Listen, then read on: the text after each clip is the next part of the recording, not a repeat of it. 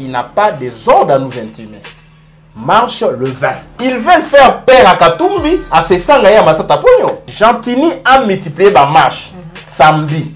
Alors, même que maman Marthe va marcher samedi, le 20. Bah, c'est que ça t'a pas dit qu'il viendra marcher le 20. Mais c'est Gentini, la Mouka et les autres partenaires, Tokolongo la marche à samedi. Vous allez nous croiser le samedi 20 mai. À partir de Super Lemba, tu n'as parlé du peuple. Bimisa tous les policiers. Bah, Betty Massa sur la couvre, bah, tiens, c'est qui, bah, qui va kundi. On est à l'intimidation. IDPS va marcher. IDPS ne représente plus rien. Alors, les Matata Pogno, les Sesanga, les Katumbi, Bola Tapo, soit vous êtes des opposants, des radicaux, soit vous êtes des modérés, des périns. Tika Bango va marcher, Tika Bango va marcher contre Vichère, Botika Batambola, puisque pour eux c'est ça la solution. Au lendemain de leur marche, il doit se taire, ce monsieur-là. Oui, mais dans une république normale, dans un Congo normal, la honte plane sur son ombre. Tout ça, c'est M. Chilombo. Ça lui coupe. Moi, il tourne en prison avec les juges aux ordres. Allez, aujourd'hui, Kamer prend la parole et nous nargue. Monsieur Kamer, je te dévoile. Le complot, c'est que il y a une enveloppe de 200 millions de dollars au gouvernement a décaissé. Kamer sait que Ami Daouti Kolona Masango. Maman aussi n'a pas l'oni Masango. Maman aussi peut connaître la présence de l'oni Masango. Yamboye te caméra loba on a consommé local. Bah justifier d'abord que pénurie à Masango, rareté na niveau à monde sur le plan international pour bien consommer Masango à base na bango. Ok colocate. Kamer doit se taire. Qui est une honte pour la République, M. Kabouya. Regardez-moi droit aux yeux. Mon conséquence au temps dans la Kimokolo. C'est pas bon. Une honte, c'est le fait qu'on doit pouvoir y ayoter. 15% aux autres gérer, c'est une honte. Une honte de la République, c'est le fait qu'il y a qu'on déclare par faux diplôme. On a vu nos leaders. Le fait qu'il y a qu'on joue à Congo, on ne met pas à Kagame. C'est ça la honte pour la République. Mais c'est Kabouya, apprends à te documenter. Aujourd'hui, ça la politique, tu es un politicien, tu es un combattant, tu es un militant de l'IDPS. Ici, la honte, c'est le fait que tu es Bino Mende. Moutuloko la yeme tunda wakasenda. Bino Kabouya, boyambi était la union saleté. C'est ça la honte pour la République. Kabouya retient ça pour dire. D'accord. S'il y a une honte, la honte s'appelle M. Chilombo. M. Nicolas Kazadi a fondé la Banque mondiale. J'ai la lettre. Banque mondiale a fondé M. Chilombo devant l'opinion publique internationale et nationale. Force sociale pour la République. Tant que créer M. Chilombo Azalakate. Kazadi Azalakate. C'est un service public de l'État mis sur pied en collaboration avec la Banque mondiale pour atténuer les chocs sociaux. Si on a mon solo, traçabilité à l'ité. Mon solo la Banque mondiale. Si la Banque mondiale est en lobby, il faut pas auditer. Quand on a dit que ordonnance, on a dissous des fonds sociaux. On a bomi yango. Les banques ont commis avec tête, la société boété. Kazadi, Yebisabiso, 91 millions à l'IWAP. Na 2 projets seulement. Step, na l'autre projet. Projet moko 2 millions, projet moko 89 millions. Ba iba ka boété. Ato bomi société, mosolo na biso. Mosolo ya l'été kozonga. Mosolo ya Banque mondiale kozonga. Boko ça la campagne na mbongo ya Banque mondiale T. 91 millions, bozongi.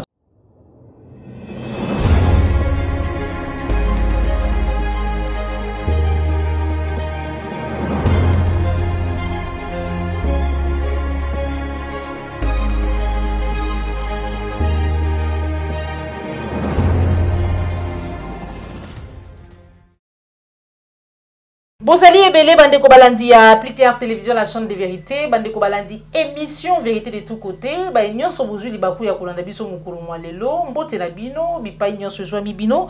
Merci na confiance bozali ko renouveler chaque jour na kati ya la chaîne de vérité.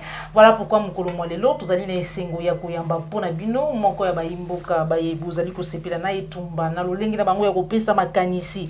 Pona mambi mazali mboka na biso République démocratique du Congo na kombo ya mwana mboka Nico Mayengeli. les présidents du Congo normal esprit éclairé moko ya bayi lamuka et longo na ye nde tokosolo mami matali mboka na biso République démocratique du Congo tokolobela marche où ils allaient bongo projeter d'ici dans quelques jours les 20 awa oyo 4 leaders basila ki kobengisa peuple congolais mais parce que yoki réaction il y a Vital Kamerhe yoki réaction il y a Augustin Kabuya oyo azali ko estimer te mon mboka Martin Fayulu azali bongo la honte pour une honte pour la République mais aussi maimatali situation sécuritaire ya mboka na biso République démocratique du Congo. Sans plus tarder donc on peut ça déjà mbote na invité nanga mukolo mwalelo sur ce plateau mon mboka Nico Maingele président mbote na yo. Ah mbote Mama Joël Kombe mbote na bayi Congo nyonso, merci beaucoup pour l'invitation. Bonne santé, bonne lamuka. Lamuka va très bien, ba tu vas confondre té dynamique ya action sur terrain yo bandeko ba rejoindre biso matata pono ba sesanga et les autres na lamuka président Fayulu maître Nico et les autres, donc il ne faut pas qu'il y ait des confusions parce que là c'est une dynamique des actions sur terrain, ce sont des revendications les autres saléma na cadre à exiger un procès électoral beaucoup plus transparent, beaucoup plus crédible, à défaut chasser ces gens par voie de la rue. Merci beaucoup. Merci beaucoup, mon amboka Nico Maïngue. Les marches qui prévues les 13 et puis reportées pour la date il y a les 20. Mais déjà, vous allez koyoka bayi IDPS, on a des commissions qui projeté marche dans la même date qui est bien. Est-ce que cette fois-ci vous allez reporter? Non, ça c'est de la provocation. Et puis qui est sautant au ça la combat. Ça fait depuis 2001 à ces jours, ça fait 22 ans que je suis dans les combats. Na combat oebi oche touché ya la bongo. Combat oebi tango bato ba planifier une activité comme les 13, on va revenir là-dessus, bah ramenant le vent, ce qui n'a pas été mon point de vue. Alors, ils allaient quitter qui pour na ko kanisake ba dongolo miso ba olukate ba perturber. Mais parce ça confirmé quand même l'opposition a pété. Non, s'il vous plaît, non, ça n'a rien à voir. Les pouvoirs a pété. Ça n'a rien à voir. Les pouvoirs a pété. Les pouvoirs sur les genoux, les pouvoirs manianou, pouvoir ya chanana et kokanité. Biso to sala bitumbo. Et bitan to bunda na Kabila, je suis un peu rapide. To combattant qui ba pratique. Mon époque, Kabila c'est to planifier une action contre le pouvoir. Au monde les partis mallettes, au monde a turiféraire, tambourineur, au monde a collabo, cheval de Troie, il y a Kagame, lancer par activité la même date dans Bissau. C'était ça les combats. Tout le ces histoires doivent changer. Mais puisque Kabila est toujours là, mais à la type à M. Chilombo, et on moni ça continue. Et on te dit que Bakatumbi, tu es ici Matata Pogno, tu es ici Sesanga, on est Bitumbo, c'est Nico Maingele. Tobunda on a M. Chilombo face à Kabila. Face à Mouzé Laurent Désiré Kabila. Vous entendez? Mais, qui qu'on reporté, nous devons maintenir la marche. Il y a un moment dit que na Twitter qui. La marche est maintenue, la marche aura bel et bien lieu. Le président Fayulu l'a tweeté. A confirmé que marche est au Salema. Il y a les 13. Bon, pour que qu'on ne nous traite pas des radicaux, des dictateurs, il faut comprendre. Les autres qui sont venus pour la marche, ils ont estimé que non, on pouvait quand même reporter, voilà, il faut la prétexte, au balobi que non, la police, il faut ça, là, ce qui entraînement pour le 17 mai, moni ba machette et ali en circulation, insécurité, ba ko kata bateau, mais surtout en état d'esprit, il y a oyoyo, oche, toche. Maintenant, Katumbi, Matata, les autres, ce sont les modérés. Parce que moi, je vous parle les choses comme telles qu'elles se présentent. Parce qu'il y a des radicaux, il y a des modérés. Alors, nous ne pouvons pas imposer notre point de vue. On a trouvé un juste milieu. Monsieur Gentino Abi marche les 18 Obi. Non, pas question. Il n'a pas des ordres à nous intimer. Marche le 20. OK. Mais quand nous sommes partis du 13 au 20, quand nous nous avions dit, marchons les 13, qu'ils répriment ou qu'ils ne répriment pas, on ne sollicite pas une autorisation face à un régime dictatorial. On informe, on sort, on marche. C'est ça l'état d'esprit de la Mouka. Laissez vous comprendre. Maintenant, les autres ont dit non, non, non. Tout le monde a prétexte. On a dit que voilà, machette ali, insécurité, na 4 jours, longola. Cause insécurité. On a 4 jours, tu peux 7 jours. Alors ce n'est pas le point de vue de Nico Mayengele, ce n'est pas le point de vue du Congo normal, c'est le point de vue de la majorité. Ok? Maintenant on vous dit, samedi tel va marcher, samedi tel autre va marcher. Ils veulent faire peur à Katumbi, à Sesanga et à Matata Pogno.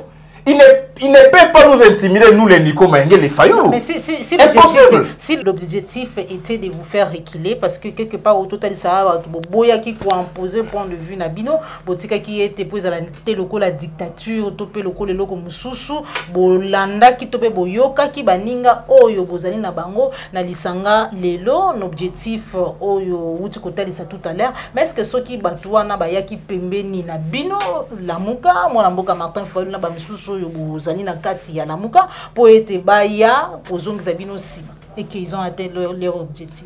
Non, écoutez, on a une analyse un peu triste na landi yango, na landi batonsu ba pronaka, il faut la révolution effectivement, il faut révolution c'est manamboka, mais ils n'organisent aucune activité sur terrain, ils n'organisent aucune stratégie de nature ya ko pousser biso na révolution, bazo s'accrocher na ba activité ba Nico Mayengele ba Martin Fayulu. Donc yozo luka changement salement, mais vous n'avez pas l'initiative. Et quand Fayulu planifie, vous luki vous corriger, vous critiquer, vous ça va correctif. Ce sont des yéyés, ce sont déjà inutiles. Et ces gens-là travaillent avec l'ancien premier voleur de la République, ces gens-là travaillent avec M. Kabila, ces gens-là, il y en a qui ont géré Bazaba Kabiliste à vie. Maintenant, ils cherchent donc net basili na mitou ya bato bali na batali bakovo. Ça ne passera pas. Nous, on ne peut pas faire le jeu du pouvoir, comme l'a dit certains kabilistes à vie. Nous ne pouvons pas. Vous me voyez, moi, Nico, faire le jeu de Kabila. La situation actuelle, c'est M. Kabila qui est l'auteur. Il est à la base. Nous vous faisons voir une situation. Fayulu s'est dit, Fayulu Alobi, il est candidat, il va chasser M. Chilo Mlanzela à Mapono. Et puis c'est un pacifiste, c'est un non-violent. Mais si vous avez besoin de la candidat, mais processus est amabé, fichier est amabé, Kadima Motachilombo, tout ça va battre sur le terrain, tout Luka, tout Bengana, et l'autre est mabé, Kokoso, tout pousser le changement de régime. Ce sont les actions sur le terrain. Ce que vous appelez là, oh non, mouvement Lumbashi, c'est faux et archi faux. Il y a eu des réunions qui se sont tenues dans Faden House.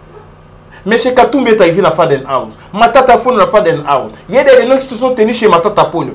Pourquoi vous dites qu'il y a un mouvement de Kinshasa? Donc voilà, ça c'est la manipulation à des fins politiciennes. Voilà pourquoi Bato Baolo Baki non, il faut tirer vers le bas. Non! L'objectif pour nous, les Nico Mayengele, ratisser l'âge, chasser M. Chilombo du pouvoir, soit par voie des élections crédibles.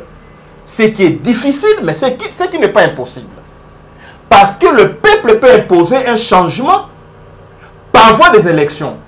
Donc, quelle élection? Et dit catholique lobby, Fayulu l'a gagné. Protester lobby, Fayulu l'a gagné. Certains amis de la communauté internationale lobby, Fayulu l'a gagné. Peuple a bimi Nanzela a revendiqué de Bengan, mais c'est Chilombo. Nous sommes des pacifistes. On a moni qui va Bengan Chilombo Nanzela à Mandouki. Libre à eux. On a moni qui fait une révolution. Organisez-vous. Quand est-ce que Tokoyoka marche? Il y a bateau bali anti-Nico, anti-Fayulu. Des marches, c'est-à-dire politique nabiso. Ça l'appelle marche, t'es maman. Bateau bazo loba, na mona ba journaliste, ya basine amibali, na zo mona ba politicien, ba kabiliste à vie, na zo mona ba chilombiste. Ça l'appelle inactivité ba lobito, ça la révolution marche pour la révolution. Pourquoi vous avez la famille sur le marche telle date? Bino boye, abangi, alors ça va bâcher à pouvoir. Mais Bino, que faites-vous? Critiquer Fayulu, c'est ça libérer le Congo? Injurier Fayulu, c'est ça libérer le Congo? Aujourd'hui, là, les peuples, ils ont un monopole. Il a un mot d'ordre à donner pour les peuples. Ce sont des parasites. Ce sont des parasites, des gens inutiles, une kermesse, des gens vraiment, je dirais, improductifs pour la République. Siko Lelo marche le 20, il dépasse le marche le 20 tout le monde qui les 13 alors que bino bah ça qui vient de situation sécurité ça dit très compliqué les sanga bonganga je crois avec ndeko azaki na bino na lamuka Michel Mangala ont marché cette fois-ci le quoi ba marche pe comme belès que vous allez ko banga te Chantini Ngobila lo ba yete combat te belé ba sengi marche il est impossible que bon marché bino sur la même date ou les mêmes jours. Madame, vous ne pouvez pas m'inviter ici en citant les noms que vous citez. Voilà, s'il vous plaît, un peu du respect à notre combat. On ne peut pas recevoir ni comment de citer les noms des vendus de la République, les achetés de la République, les corrompus de la République, les gens sans position, sans tête niquée. Alors, s'il vous plaît, un peu du respect. Nous sommes constants, nous sommes crédibles, nous parlons de la République. Il ne faut pas parler des parasites de la République, s'il vous plaît. Alors, Bissot, tant que nous allons marcher, M. Gentini. M. Gentini a habité très bien ma position, normale. Moi, Nico Mengue, le ministre de la Justice, j'ordonne le ministère public a fourni un dossier judiciaire contre Gentini Ngobila, dossier à Yumbi. C'est un monsieur arrêtable ad notum. Regardez ce qui s'est fait en France. Sarkozy arrêté. Jugé et condamné 3 ans de servitude pénale. 1 année de prison ferme. 2 ans de prison avec sursis. Simplement parce qu'il avait collaboré avec l'ancien président en Libye, Kadhafi, dans le financement illicite de la campagne. Parce qu'il y a eu des écoutes téléphoniques, ça a un avocat pour corrompre la justice, pour falsifier les faits. Et vous avez un Gentini ici à Kinshasa, les dossiers Yumbi, des milliers de morts, et vous parlez d'un Gentini. Mais ce que je ne considère pas. Plusieurs marches projetées à la même date que vous. Mais c'est ça, je vous fais voir que c'est une stratégie d'un régime en perte de vitesse. Gentini Ngobila égale Kabila. Kabila égale Chilombo. Il y a multiplier les mêmes stratégies, les mêmes méthodes. Il y a Kabila pour que les opposants na combat et résistance. Mais position à Gentini, tant il y avait d'abord de l'insécurité. Mais union saleté, union monétaire, ça là qui va activité pendant que tu vas na est, ça va activité pendant que na Kwamut, na Bateke, na chez les Bayaka ici à côté, na Grand Bandundu, il y a de l'insécurité, na Maluku, à Kinshasa. Tout le monde union monétaire, pour moi c'est à l'État. Mais c'est gentil, insécurité en réalité. Ça, ce sont des distractions et ça va prétexte de mise pour empêcher, pour interdire une marche. Et nous qui sommes radicaux, nous ne pouvons pas nous plier face à un petit monsieur que vous appelez gouverneur, premier ministre ou chef de l'État, accédant au pouvoir par effraction. Dans une dynamique de combat, on n'a que le peuple comme référentiel. On n'a que le peuple comme soubassement, on n'a que le peuple comme souverain. Donc, Gentini a multiplié ma marche samedi. Alors, même que Maman Marthe va marcher samedi, les 20. Alors, même que Madame Denise Nyakeru va marcher les 20. Alors, même que Kamera Amida va marcher les 20. Alors, même que Anthony Tshisekedi va marcher les 20.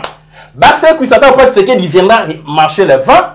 Mais c'est Gentini, Lamouka et les autres partenaires, Tokolongo la marche à sa médité. Bafwa, bachala. Voilà. Comme M. Gentini a multiplié les facteurs de complications à crise, il veut rééditer l'exploit à Yumbi. Moi, Nico, j'ai dit à Gentini, Kinshasa n'est pas Yumbi. Gentini, vous allez nous croiser le samedi 20 mai. À partir de Super Lemba, tu n'as parlé du peuple. Bimisa, tous les policiers. Kassongo, Bimisa, les policiers. Armée, Bemba, Bimisa, les chars de combat. Même service incendie. Bimisa, les incendie. Bimisa, les corbillard. Bimisa, les cercueil. Comme ça, nous les samedis, voilà ba cercueil nabino, voilà ba maya moto nabino, voilà manduki nabino, voilà ba policier bemba, zola militaire nyonso même ya MLC à Kala, tchaba on anzela. Les FARDC au chanantela, même les Rwandais au chanantela. Comme ça nous disons à notre peuple, sortez 1 million, 2 millions, 3 millions de gens. Comme ça qu'on nous tue tous, total escam mais ce va gérer. Donc à un moment donné, message voilà ça on l'a dit très bien. On est à l'intimidation. IDPS va marcher, IDPS ne représente plus rien. Au nom parti Argentine, ça ne représente plus rien. Mais c'est un message lancé à Katumbi. que les pouvoirs considèrent que ceux qui ont au marché, qui ont réprimé à vos banques. Laissez-vous comprendre. Ce n'est pas un message lancé à Fayalo. Ce n'est pas une intimidation lancée à Nico Maendele. Parce que lancé à la Matata Pogno. Donc, Babangi Sabango. Alors, les Matata Pogno, les Sessanga, les Katumbi, Bolata Po, soit vous êtes des opposants, des radicaux, soit vous êtes des modérés, des périns. Alors, comment peut-on avoir peur des petits messieurs comme Gentini Ngobila? Voilà. La quête de la ville. Est-ce que Gentini a encore réduire la liberté d'expression des millions de gens illégalement? Parce que le bien beaucoup marché pour parmi les raisons beaucoup marché na kati ngomba Kinshasa ezali bon nzala pasi ya congolais Vital Kamerhe talisi a lobby et ça livre vraiment pasi ya banza qui était tango bo reporter qui marche il y a les 13 ezala qui pour na raison il y a bande ko na biso ba perdre bomo ina ngambu ya Kalere aujourd'hui plus de 500 congolais aujourd'hui plus de 5000 disparus mais kasi vous allez qu'au marché, vous ne pensez même pas à ces peuples-là, et surtout que ceux qui vont marcher, est-ce qu'il y a la suite, Massango et Koyate, Koyate. Là, c'est que la critiquer Ngaï, n'a qu'à répondre à l'actualité, n'a qu'à répondre à l'action. Tika Bango va marcher, Tika Bango va marcher contre Vichère, mais Babo ça dit qu'on marche pour la mémoire, puisqu'on parle de 430 décès, 5000 disparus à Calais. Nous pouvons considérer que c'est 6000 morts, 6000 décès. Moi, je croyais que, personnellement, dans la marche d'opposition, moi, je croyais qu'ils ont reporté à cause du drame de Calais. Oh, reporter ça, c'est cracher sur la mémoire de nos frères et sœurs. Est-ce que toi, quand Hollande a eu l'histoire de Bataclan, ou je ne sais pas quelle histoire en France qu'on a, il y a Sarkozy, tout va bien. Il n'y avait plus d'opposition ni de majorité puisque les pays étaient en deuil. Ils n'ont pas perdu plus de 100 personnes. Mais si nous parlons de 6 000 personnes, 5 000 disparus, près de 500 décès. Mais nous continuons comme des petits enfants à nous chamailler. Non, ceux qui vont opposer, c'est mon point de vue. Et Talingaï, Botika, Batambola, puisque pour eux c'est ça la solution. Au lendemain de leur marche, ils ont marché. Voilà. Moi, j'aurais voulu que Kamerhe politique nous a mabé, Ngaï, na place na yo, voici ce que je te conseille, ce que j'aurais fait. Ne pas mélanger ça la France. Nous, comme non, tu as marché, allez, qui nous a yato marché. Le lendemain, bango bazongi na ba parler na bango bali bien, bino siko to mona biloko ne ni ko ta marché. Biso to kolona. To bi ke kolona ezakate na tongo na pokwa opikolité. To kolona to ko bisa congolais vérité masango. 3 mois germination, il faut compter 1 mois et demi pour Kauka, et puis Bamoudrango, 5 mois, Toko Sabatute. Nous sommes pas là. Les réactions, n'a eu. Il y a Kamerhe qui a pensé à peuple. Pour ça, sans jour, bon, il a pensé à peuple. Il doit se taire, ce monsieur-là. Oui, mais dans une république normale, dans un Congo normal, Kamerhe, il faut battre un sparadrap dans Monoko. Encore bimater dans la place publique à l'Oba. Il y a ce qu'on appelle la clameur publique. La honte plane sur son ombre. Il ne peut plus parler. Tout ça, c'est M. Chilombo. Ça lui coupe. Ici, mieux. Moi, il y a des tours en prison avec les juges aux ordres. Allez, aujourd'hui, Kamerhe prend la parole et nous nargue. S'il vous plaît. Nous connaissons le schéma. Nous connaissons le complot. Monsieur Kamerhe, je te dévoile et je te expose devant vindicte populaire. Le complot, c'est quoi dans cette affaire de Kamerhe, des maïs et tout ça? Le complot, c'est qu'il y a une enveloppe de 200 millions de dollars au gouvernement décaissé. Maintenant, Kamerhe ayant tu vend, il y a mon solo, il y a qui solo. Parce qu'il y a dit le col à Imboua. Mbambo a dit le col à Mokura. Sauf que qui solo à Mokura, à Keri Koluka, à Lembola. Tant que qui solo à mon solo, 200 millions, je vous cite les chiffres. Pona, Bacha, Tosomba, moi Masango, moi Loso, Zolanda. Kamerhe provoque M. Chilombo, Botika Kosaka na République, Boko Paratambam. Kalamingite, Boko Paratambam. Kamerhe provoque une mission. Et Samalou Kombe, un premier ministre inutile, un premier ministre figurant, un premier ministre sans autorité, il signe un ordre de mission. avec comme chef de mission Kamere pour aller s'imprégner de la situation du maïs. Pas acheter, s'imprégner de la situation de la pénurie à maïs. L'objectif, Misi Mosona, qui est à l'État, Kamere ressemble. Ne vous en faites pas. Le fait que Bakiton a aventure à procès à 100 jours, l'accident est comme ça innocent. Je suis expert en droit. Vous voyez que ici, tant que Bakiton va aventure, va justifier mon solebimi pour avoir frais d'émission, frais de voyage, frais de séjour, na Katanga, na Zambie, na Afrique du Sud, Hollande. Pour que même le schéma n'a pas dévoilé si court. Bakiton na Zambie, Zambie a dit, bissoa stock est réduit. Vous avez un ambassadeur en Zambie. C'est une information connue en Zambie. On pouvait avoir même le téléphone. Ok. Mais Babili, sur des millions. Piller la République, c'est ça leur menu. Les lots quotidiens. Baken en Afrique du Sud. Balobi était à Abisso, engrais kaka. Tout le monde engrais chimique. Bokende colonna. Non. Na Congo, on n'a pas besoin de colonna, le colon en Afrique du Sud. Parce que moi, j'étais en Afrique du Sud. On va aller pays semi-désertique. On va aller dans les bottes sous-soutés. On va aller dans les produits chimiques. Vous savez, maman. On va aller dans les produits chimiques. Si on va aller dans les boîtes qui sont en lisango, on va aller dans les moko. On a besoin de produits au sud-africain. On va aller la capote. Tout ça dans ma belle, c'est déjà fertile. Parce que nous avons 80 millions de terres arables. Donc pour la la Milona, 4 millions de terres irrigables. Mais ici, vous avez un engrais chimique en Afrique du Sud. L'objectif était quoi? Justifier la sortie des fonds, piller la République, tout ça dans un schéma de consommation de maïs local. Kamere sait que Amida Outi Kolona Masango. C'est ça la vérité. Amida Sali Bilanga.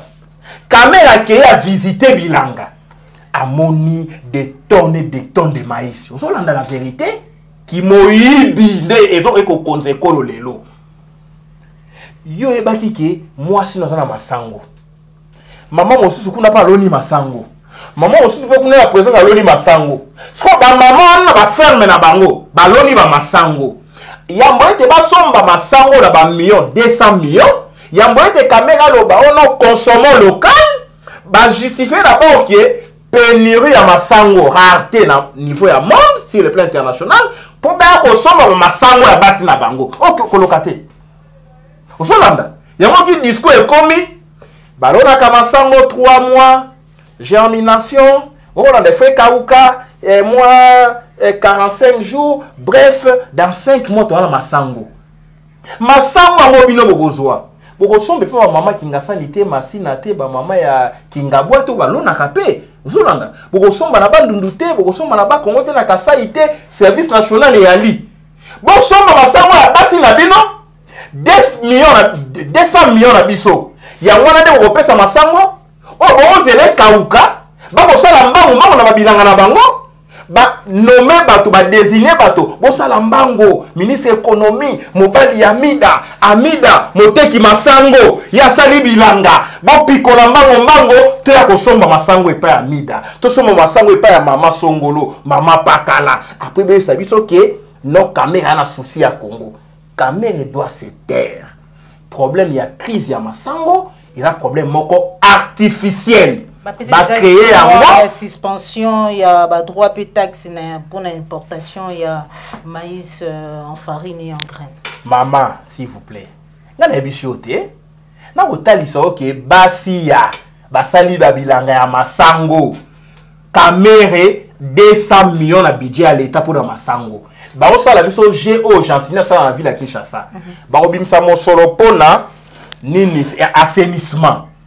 Ba recruter ba ONG o ya ba députés provinciaux ba Godin Poi ba sali ba ONG kozwa mosolo ya ville ba pesi na ONG pour na ba kende kolongola matiti na balabala.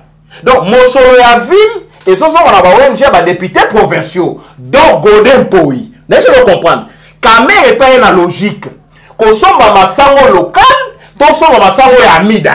To somba masango ya mama Limete. Tout ça maman ça maman ya Kivu oyo basi na bango Ozolanda 200 millions et kota na poche ya babasi na bango na ba ferme na bango. Ya mwana komona ke audace, moni audace wana arrogance. Ya koloba ete soki batamboli e bongo sima ya kotambola nde masango ebimi na bandako na bango nde balei.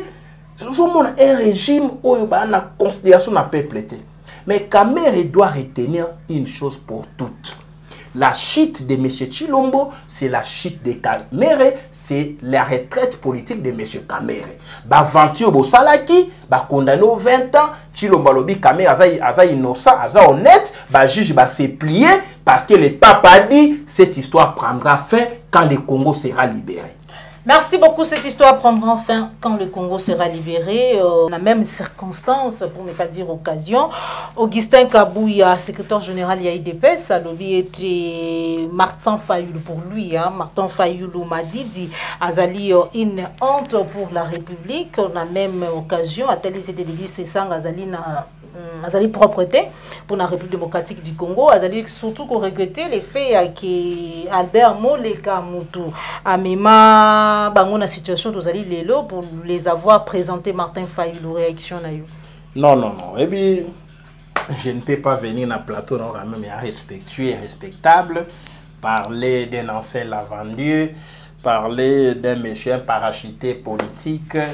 Quelqu'un en est passé à Bilamba, M. Chilombo, a commis politique par accident de l'histoire. S'il vous plaît, nous sommes respectueux et respectables. Il faut respecter comment la biso. Tant au biso, qui t'a la limité, à l'époque, Jacques Chabani, mon ami et mon confrère secrétaire général. À l'époque, fait Mavungu, Brino, secrétaire général. Kabouya m'appelait mon général. Moi, Nico Maïngé, quand j'arrive dans l'UDPS, mon général. Aujourd'hui, Kabouya va présenter président Fayoulou et Papa Chilombo sur demande ya Moleka. S'il vous plaît, quand vous êtes en politique, Kabouya, qui il était? Je n'ai pas parlé de gens qui sont moins que rien. S'il vous plaît, c'est une bêtise. Qui est une honte pour la République, M. Kabouya? Regardez-moi droit aux yeux.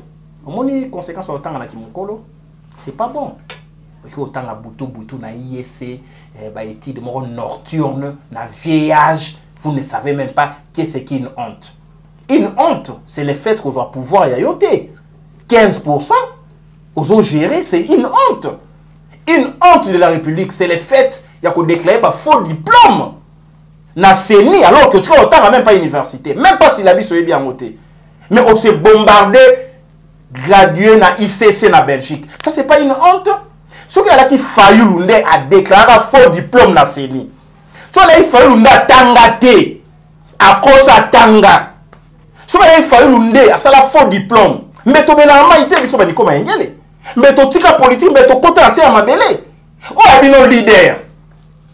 A tangate, à cause à diplôme, à cause à qui a tanga ICC, à cause à nyonso.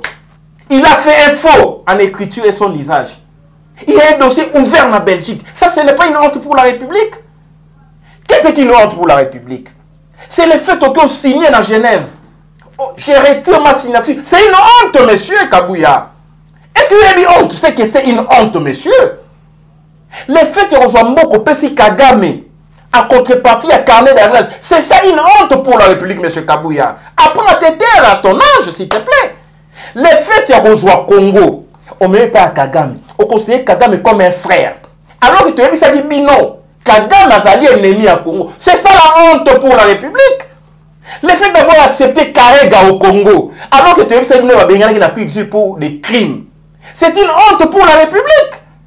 Le fait d'avoir détourné le projet à 100 jours, tu les jaloux. C'est une honte pour la République. Moi, on va pas construire une université officielle en Boujimaï. Kabouya, tes frères, Kassaye, ont détourné l'argent destiné au développement de la province na yo. C'est ça la honte pour la République. Le fait qu'il y a rejoint Mosolo Haram, Bof, il y a M. Chilombo, famille Chilombo, Bangori Mosolo Haram. C'est ça la honte pour la République. Fayoulou, c'est une dignité pour la République. Fayoulou a refusé de vendre son âme au diable. Fayoulou a refusé de négocier avec Kabila. Vous êtes avec Kabila jusqu'à aujourd'hui. Mais bon, vous présentez une situation que Fayoulou est avec Kabila, Chilombo est avec qui? Alors que Kabila envoie ces gens, les meilleurs de ses pions, chez Kabila, chez M. Chilombo. Atundu est avec M. Chilombo. Qui l'a envoyé? N'est-ce pas Kabila? Est-ce que Chilombo c'est non vérité? Il a envoyé ses stratèges, M. Kabila, allez aider mon frère, M. Chilombo. Puisque Chilombo doit rester au pouvoir pour que Kabila n'a tika na Congo. Il lui a envoyé aller à Tundu, qui est un sécurocrate, spécialiste en matière de sécurité, va aider mon patin, ma créature. Ce qui a zana, nga Kabila ko vivre en paix. Tala ba faire économique na ngezo prospérer. Tala sécurité na ngeza ka ndenge zalaka. Tala li kimia sous régime Chilombo. Bo kende, bo aider, a oumena bo konde. C'est ça la honte pour la République. Kabila a envoyé Bochab chez Kabila, chez M. Chilombo. M. Kabouya apprend à te documenter. Aujourd'hui, ça la politique, toi non politicien, tu es un combattant, tu es un militant de l'IDPS. Alors, il faut que comme un politique, je ne dis pas comme un politicien, comme un politique, un homme d'État. Parce que ici, la honte, c'est le fait que Tinde Libino va mende. Moutuloko la yeme tunda wakasenda. Oh, le baki Kabila yeme ya nommé Chilombo na bokondi. Na kolonga ministre de justice te. Bino Kabouya boyambi ete na union saleté. C'est ça la honte pour la République. Donc il faut savoir identifier les vrais des livrés. Parce que ici, tout le monde va sa micro, va n'importe quoi, n'importe quand, n'importe où et n'importe comment. Ouais. C'est ça les hic. Il y a médias. La honte pour la République s'appelle Monsieur Félix Antoine Chilombo. Kabouya retient ça pour dire. D'accord. S'il y a une honte, la honte s'appelle Monsieur Chilombo. Arrêtez avec les verbiages, arrêtez avec cette logorée qui ne démontre que les insuffisances cognitives, qui ne démontre qu'un vide psychique. Alors il faut arrêter. La honte s'appelle M. Kabouya avec ses déclarations. L'UDP c'est la honte. Les régimes actuels c'est la honte. Les accords avec Kagame c'est la honte. Les actions au Congo c'est la honte. Voilà. Donc voilà, donc, bref, l'incarnation de la honte s'appelle les régimes Oeutaki na Kingakati, au Kabila Boti, Kabila doit entretenir, pour distraire peuple, donc Kabila Kabila, ok, Kabila va continuer, couper ça, M. Chilombo, spécialiste nae, analyste nae, sécurocrate nae, pour soutenir le régime, pour ça la passage en force, et qu'on l'écarte, M. Kabouya, c'est pour la dernière fois à répondre na yo, puisque quand nous faisons la politique, yo on est politicien. Alors, passez na yo, na ebisi, mon frère et mon vieux Thomas Landa, Kovo Indila, a rappelé yango ebisa o qui tu étais, on doit ça Moussani ba petit boulot, ba Kadhafi, ba Lavandier, ba bloc américain. Quand nous filmons déjà politique, il faut faire très attention avec tes bêtises, tes hérésies, tes équivocations, tes verbiages, tes stupidités pétries de turpitude hautement blâmable. Merci beaucoup, moi, Mboka Nico Mayengele. Hey, pardon, la pémi. En tout cas, merci beaucoup, moi, Mboka Nico Mayengele. Pour finir, quand rentre la Banque mondiale et Nicolas Kazadi, qu'est-ce qui se passe? Parce que tu vois qu'il déjà qui va suspendre, vite fait, moi, Mboka Nico Mayengele va suspendre financement à un projet de 1 milliard de dollars dans Mboka Nabiso. Maman Joël Kombe, qui moïbi, ma bé. Papa, c'est qu'il a un au Moko et l'autre est bon, Mboka, et ça qui moïbi. J'ai compris que M. Nicolas Kazadi a fondé la Banque mondiale. J'ai la lettre. Banque mondiale a fondé M. Chilombo devant l'opinion publique internationale et nationale. Mais comment, c'est ça la Banque mondiale, dossier au lobby, Fonds social pour la République. Quand on va créer M. Chilombo à Zalakate. Kazadi à Zalakate. C'est un service public de l'État mis sur pied en collaboration avec la Banque mondiale pour atténuer les chocs sociaux. Au monde, il faut connaître catastrophe naturelle. Plus de 5000 disparus, près de 500 morts. Fonds social pour la République, avec Kende, en rescousse, il y a des familles, des victimes. Il y a un programme STEP, un programme pour la stabilisation à Est, un programme pour l'emploi, il y a des jeunes. Vous savez, ce qu'on a quitté, avec un budget, il y a plus d'1 milliard, et fonds social dans le Congo, 1 milliard, près de 400 000. Il a fallu financer un certain nombre de projets.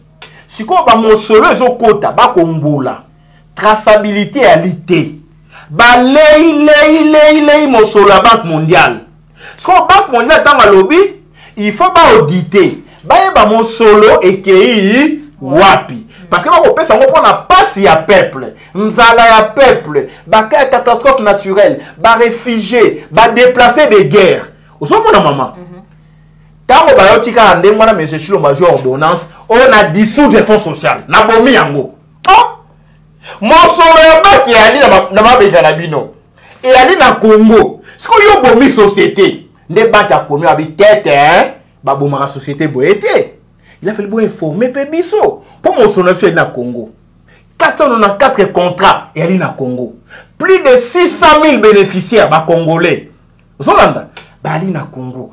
Plus de 5000 contrats avec des consultants individuels.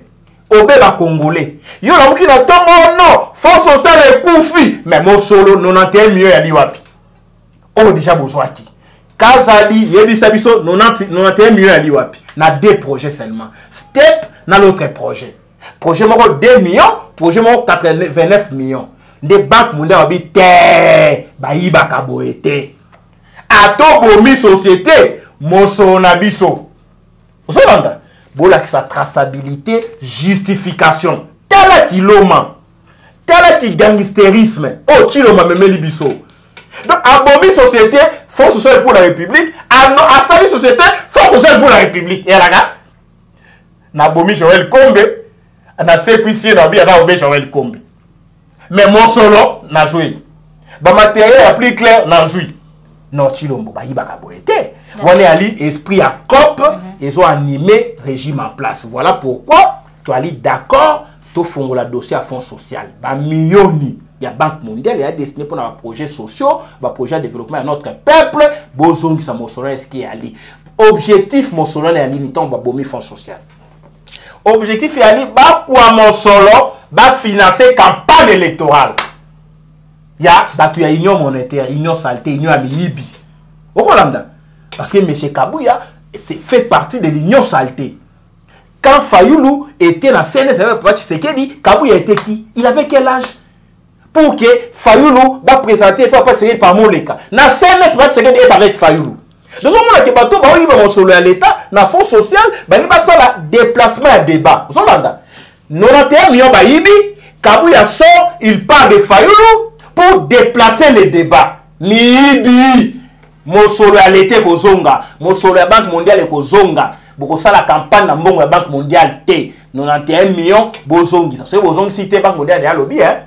Il y a des plaintes, il y a des réclamations de plaintes. C'est l'État qui va perdre, les individus détournent, l'État a refoutu à mosolo avec ben intérêt. Voilà pourquoi tous ces dossiers même à Fonds social et la République voilà, ceux qui Congo a libéré, Kabouya doit répondre. Kazadi doit répondre. Regardez, un régime de Kazadi, les tribalistes, un Kazadi na finance, un Kazadi na faire dans les ministères et enseignement primaire et secondaire, Tony Mwaba Kazadi, un Kazadi na finance, Nicolas Kazadi, un Kazadi na affaires intérieures, Peter Kazadi, un Kazadi na Seni, Kadima Kazadi. Et vous avez des gens comme ça, Kabouya, dans les milieux de alors, mais l'on peut refléter l'intérêt à peuple. C'est un régime de tribalistes que nous devons chasser. Voilà pourquoi, samedi, Katumbi ko bangate. Matata Pogno ko bangate. Sesanga ko bangate. Boyana Niko Maengeli na échangeur na 8 heures.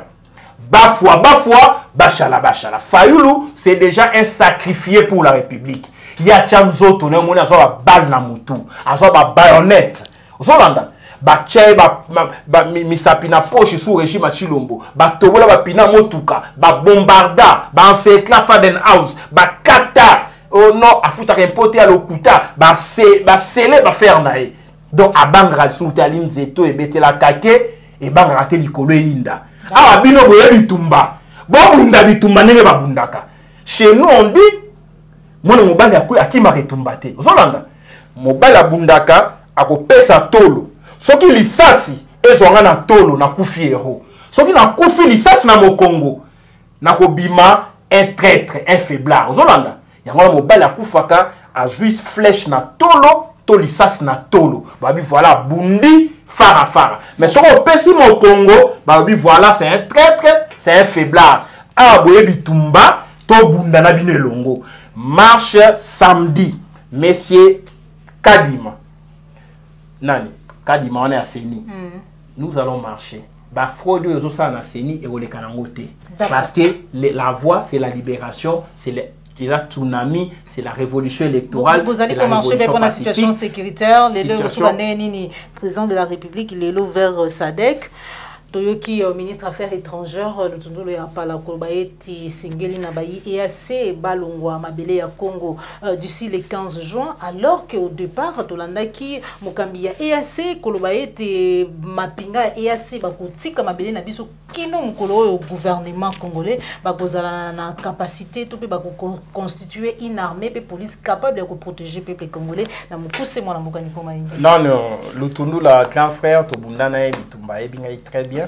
A démissionné, mambo ya koloba yango chilomba ko salate o chilomba ko sala yango le tundula ko salate a koloba te biso to longwa na EAC to kolongwa pe na EAC kasi ba corps chilomba signaki na EAC kangie singa na kingo secrétaire général à EAC a contredisé que monsieur Chilombo tant a menacé que d'ici juin il faut force à EAC longwa na Congo tant a grondé un secrétaire général qui n'est pas chef d'état qui gronde sur le propos des chefs d'état et soi-disant chef de l'État à Zongisima. À quel Gaboron, Tokolongwa sous na EACT, Tokoti Kalombe na EAC. Mais on va quitter les 30 jours, il faut à force aller Kende. Sadek Aya. Pour votre information, Sadek a lobby, ton dima qui koya na Congo. Mais ton lingité à partir à propos, mais c'est chez mon Gaboron, bâti un conflit na EAC.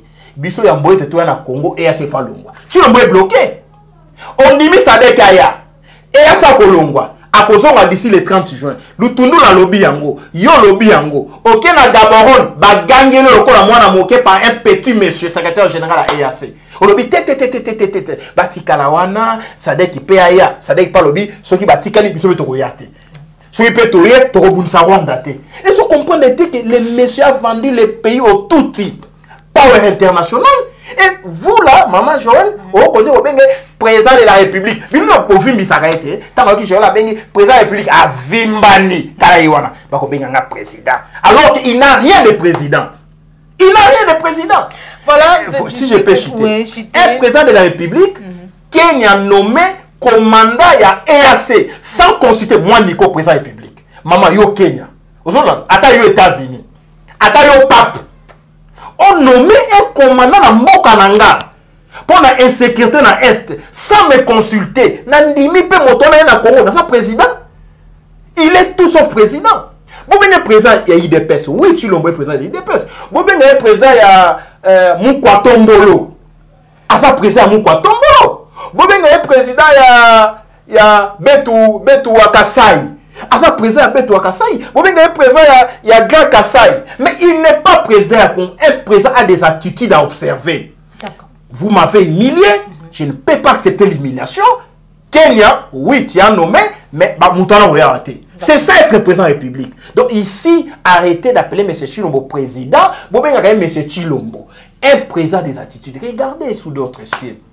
En Afrique du Sud, un président à qui voyage, à qui courir quand il y les enfants prématurés, les enfants, les bébés, pouvaient kufa. Il faut que nous bango pour nous mboka nangai. Na Congo to kufi prix de 500. 5000 disparus, ça fait 5500. Un président longwe Burundi à qui Botswana, à longwe Botswana, à qui Congo Brazzaville, à longwe Congo Brazzaville. C'est un président qui marche sur les morts. Et quand même, vous dit, on a craché sur les morts. C'est Chilombo qui crache sur les morts. C'est Kamere qui crache sur les morts. Batouba Okufa, nous avons une visite, mission, il y a 10 ministres. Pendant que nous avons la Massango et à Zambie. C'est craché sur nos morts, M. Kamere. Arrêtez avec cet aventurisme au sommet de l'État. Le pays sera libéré. Congolais, on a arrêté. Congolais, on a simate. Avant le 30 juin, il y a né Oyo. peuple congolais tout la libération na biso. Bonze la décembre été, bato balakisi ba signaux fort, batie ba ancien rebelle na pouvoir, batie ba ancien voleur ya pouvoir, batie ba ancien tchekouleur, batie bato bana ba sous maman, batie ba voleur, bato na buka ba banque na Europe, ba gérer biso parce que le tout pour le tout, ba jouer le tout pour le tout. Nous devons nous recroqueviller, nous ressaisir pour lancer l'assaut final. Et le samedi 20 n'est que épisode, l'une des épisodes na kati ya combat. Et on a interpellé Katumbi, s'il vous plaît. Sesanga, s'il vous plaît. Matata, s'il vous plaît. Fayulu, c'est un homme de rue, un homme de combat. Batobaye Baké, il n'y a pas un accord électoral entre tous ces leaders. Ce sont des activités sur terrain pour revendiquer. Fayulu reste candidat, Matapona reste candidat. Si un jour Matata a lobby qui n'a soutenu Fayulu et Koyebana, ce que Katumbi doit bien jouer à soutenir Fayulu et Koyebana. Botika au sa peuple qu'on s'est réunis autour de M. Katumbi. Ça c'est de la fausseté, il y a une action sur terrain, il y a une revendication pour tout bengana bato. Bato baïba mo sauver à l'État, sous Kabila, sous Chilombo, sous Mouzé, sous Mobutu. C'est la justice la vraie, il faut Sambisa Bango. Aujourd'hui, Nico Mayengi a un pouvoir à Sambisa, tout voleur à la République. Il faut tout libérer Mboka, comme ça, tout ça là de sorte que, ouais, il y a l'État, ça, à ça la boloko. Tant on a coupé là, à Tama y a salité, bazoka yango pour n'avoir beau mandat. Il y a l'iboué maman. Il y a moins de ciment, beaucoup de gens, c'est là qu'on est si canayamo. Voilà la sagesse africaine, où il s'allie que les présidents font le temps, il faut au tambola, à ta motalibon, bien au tambola, comme ça, maintenant, bengana chilombo, tokondima. Motaliboma, il y a qu'au tambola. Peut-être grâce à motaliboma, on a, à cause de talibanga, hein, aux Hollandais. Habingaï, vraiment, motou ya monsieur, oyo, à tiens, sécurité na yumbi, n'a qu'au comment m'a la moté.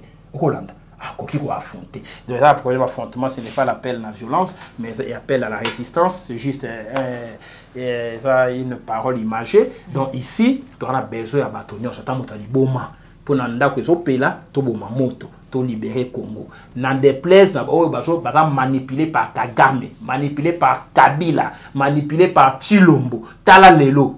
Comme si fallait l'opposant à Bango, bosani monsieur Chilombo. Vous comprenez les jeux. Merci beaucoup. Merci beaucoup. Moi, Namboka Nico Maingele, on dit tout le temps dans l'émission na biso ya mukolo mwalelo, ba deko balandi ya Plus Clair Télévision. Tokutani bongo balasi masuki nkolo ba télévision, mais kasi yambo to kabona moi Namboka Nico Maingele to kozongisa malobe pa na ye. Nazali ko insister chaque jour tant nazali ko se présenter liboso na bino la bi lelo to enregistrer ba numéro même na Google. Tant to ko yambaka ba invité, to senga ka ba numéro na bango po ete bino bozwa yango.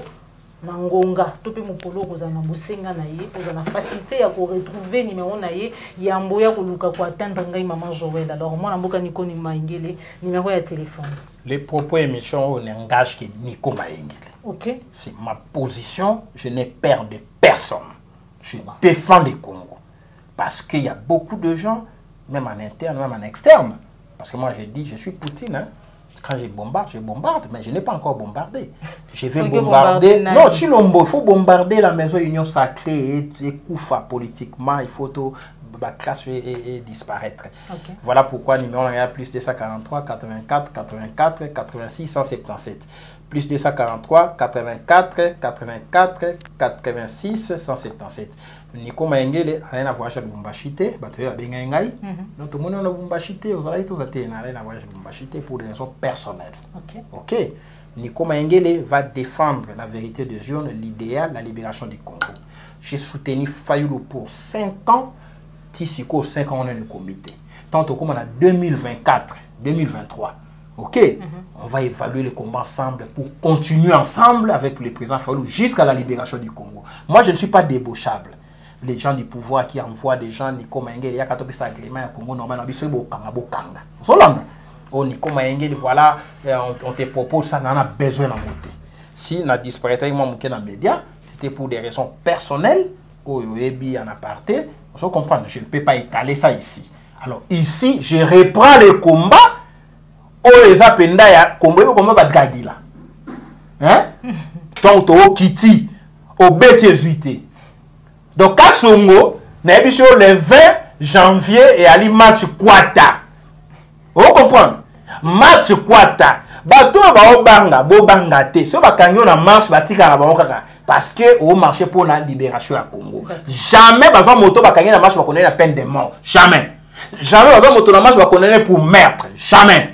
Donc ici, nous devons marcher pour libérer les pays et une fois marche, ils ont organisé et il y a déjà expression pour préparer le peuple dans la révolution. Mais ils ont la révolution. Marche au sol à raté. City au sol à raté. Cross au sol à raté. Cross. Oui, cross, hein. Au sol à raté. Yo ben à YouTube. Yo ben à plateau télévision. Mais quand est-ce qu'on va libérer? Non, nous battons pour libérer les pays. Après, on a libéré les Congo. Non. Si on libère le Congo, il y a une marche, il y a un sit-in, il y a un meeting, il y a qui est effacé politiquement. Ça a mis l'émission à YouTube. Kende France, Kende États-Unis, Kende Océanie, Kende partout dans le monde. Marche sur le terrain. Le pouvoir, c'est la rue. Le peuple, c'est la rue. Donc ici, vous ne pouvez pas ko critiquer biso to ça doit bimanzela yo benga muto bimanzela te biso to bimanzela to bimanzela respectez-nous vous fa na ndako ko ngwa libérer vous ko senga ta ba miette mais ceux qui au travail na Kabila ceux qui défendent Kabila ngana li kabiliste à vie ata Kabila longwe na kokufa Kabila okokufa pe kabiliste okozoa pouvoir te parce que ici cette histoire doit cesser au travail na Kabila OK pas Kabila ça c'est comme normal Zolanda na panzer mutute na lobi mutute au travers Kabila au lien na Kabila après longwe au yé opposition Nico Maengele to botoli pouvoir il faut tout ça la rupture avec les passés nous devons créer la nouvelle classe politique puis c'est ton Luka to libérer Congo normal s'il vous plaît Congo normal la muka c'est la majorité plurielle donc il y a un débat fallait habiter au marché majorité non to marché il fallait ça vous devez comprendre. Mais quand il s'agit de la Mouka, beaucoup de monde a action sans les autres. Quand il s'agit de la dynamique des actions sur le terrain, Fayulu, Muzito, Matata, c'est ça, beaucoup de monde a action. Ne nous divisez pas puisque tu es dans moko. Puisque tozo où est la taxi bis n'arrête moko. Vous comprenez? Donc il y a un Congo il y a ces sangs, Congo il y a Fayulu, tozo souffrir bisonyonso. Même Batachilo va souffrir. Même Batachilo, si les étaient des conscients et des consciencieux, il faut tika Chilombo la libération de la République, to bengana Chilombo avec toutes ces saletés, les Kagame, les Museveni, les Kenya, tout ça, to récupérer Congo touche à ordre. Voilà pourquoi si notre peuple a bimebele samedi ngamona ozalawana na super lemba. Mon frère Epenge a pesé une information que voilà oui Epenge ko bangate bakanga biso to koya bakanga biso. Merci beaucoup. Merci beaucoup. Merci na papa la Yombo Zoma qui ma caméra. Un grand merci na Cordobi Mafriku, Joël Gona gauche sœur d'image. Merci na baignon so bolanda ki biso. To kutani bongo mbala sima soki ko la batele biso, sepela ki na émission, liker et partager. Zalimbala yambo landa biso. Kobo sanate ko s'abonner na kati application télévision la chaîne de vérité. Au revoir.